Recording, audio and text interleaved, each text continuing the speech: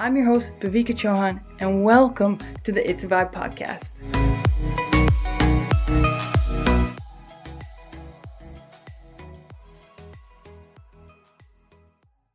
You ever had a book change your life? If you've been following me, you've maybe heard my origin story, my story of how I came to do what I'm doing right now, the story of how I created It's a Vibe and started this movement and even this podcast. It was one book that completely changed everything for me. And since then, I have made it a habit. I've made it a non-negotiable to have books be a big part of my life, to develop the habit of reading and doing it consistently, but also I just fell in love with it. And what I fell in love with is I found my genre. Growing up, I did try to read here and there, but it never stuck. But once I discovered personal development books, it really opened my eyes and changed me in a way that now gets me excited to read, but also I'm learning such valuable information.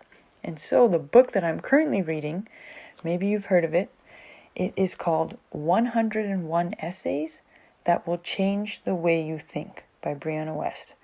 She's quite a popular author and has quite a few books out right now that are definitely in popular demand. One of them being The Mountain Is You. I think another one is called This Is How You Heal.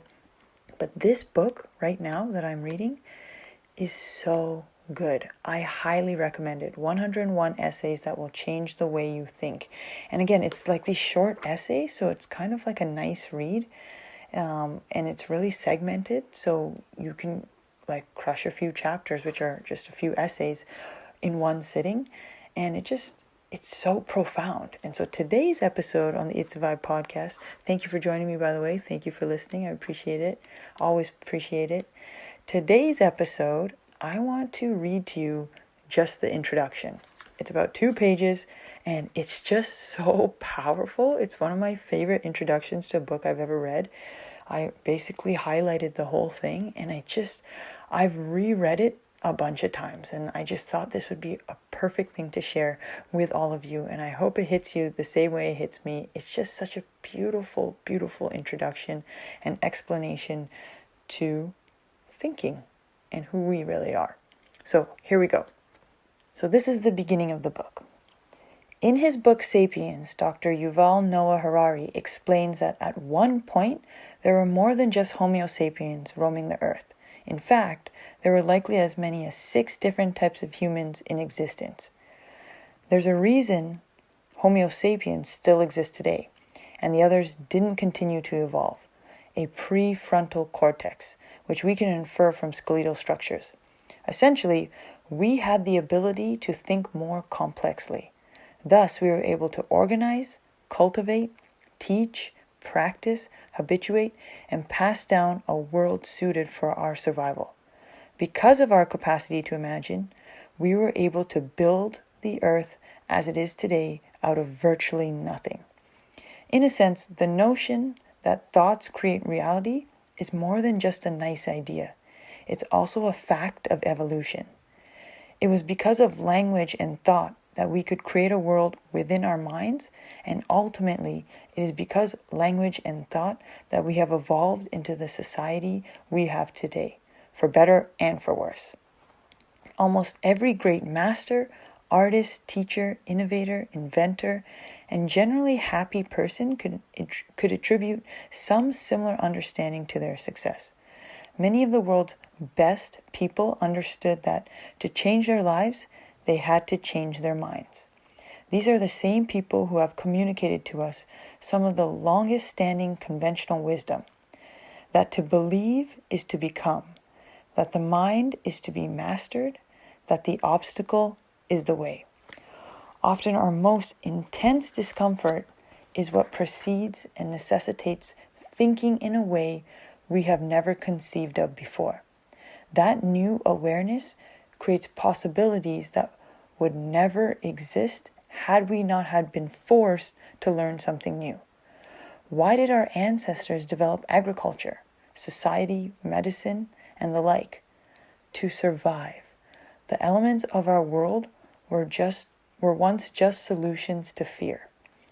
in a more cerebral context, if you consciously learn to regard the problems in your life as openings for you to adopt a greater understanding and then develop a better way of living, you will step out of the labyrinth of suffering and learn what it means to thrive. And this part really gets me.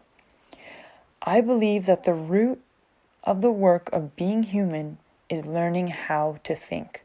From this, we learn how to love, share, coexist, tolerate, give, create, and so on. I believe the first and most important duty we have is to actualize the potential we were born with, both for ourselves and for the world. The unspoken line of everything I write is, "This idea changed my life," because ideas are what change lives, and that was the first idea that changed mine. I love that. It's so simple, but it's so profound. It's just the idea of how much our thoughts actually matter, how much our thoughts dictate our own experience, our own reality, really have created everything. Everything has stemmed from this inner awareness, these inner thoughts and these inner feelings that then come to life. And what's really interesting is she says it's really important to learn how to think. And something that arises or causes us to think and process and think differently are our problems in life. You know, life is full of problems. Have you ever met anyone that has never had a problem, right? They come up, they're natural. But it's the way that we think about these problems that can either get us stuck, moving backward, or moving through it and moving forward. And the way that she describes, an issue or a problem that arises is what it does for us is it creates a new way of thinking. It forces us to look at life differently, think about it differently, because now we have this problem that is in our faces and it's forcing us to process and think about it. And that opens up possibility, because if you never had that problem before, it's a new problem, therefore you need a new solution, a new awareness, new thoughts. And so these problems, although we feel like, oh no, like it's a bad thing, essentially they're just opportunities to grow, to evolve, and to think new thoughts, to think differently, and therefore create a new experience. And really at the basis of everything that we do and everything that we are, we're always thinking. That is what it means to be human, to have a human brain, to have our minds. Our thoughts dictate so much of our lives, and so many of us spend so much time being afraid of our thoughts, or avoiding thoughts, or escaping thoughts, or numbing thoughts, or distracting ourselves from thoughts. But when you really get in touch with your own mind and your thinking, you can use that awareness to not only just observe thought and hear thought and hear what you're saying, but now you can create new thought. You can actually evolve your thinking. You can find new possibilities, new opportunities, and that's what helps us grow the most. And not just for us, but for the world. I just love that. And that's just the intro. That's not even one of the 101 essays. That is the introduction. I'm telling you, this book is amazing. I definitely recommend it. If you're a reader and you enjoy personal development, 101 Essays That Will Change the Way You Think by Brianna Wiest. Thank you so much for listening, everyone. I appreciate you so much. I hope you enjoyed that. As always, thank you for being here. If you like this podcast, like, comment, subscribe, share, all that fun stuff. It means so much to me. But also, if you've read this book, reach out to me. Let me know. Let me know what you think. Let me know which essay that you really liked, or one of the lessons that really hit you, or maybe if you're excited to read it, let me know. Maybe we can talk about it as you go through it. But I hope you enjoyed this episode. I hope you enjoyed that little intro and those ideas. Thanks again for being here. Until next time, peace and love.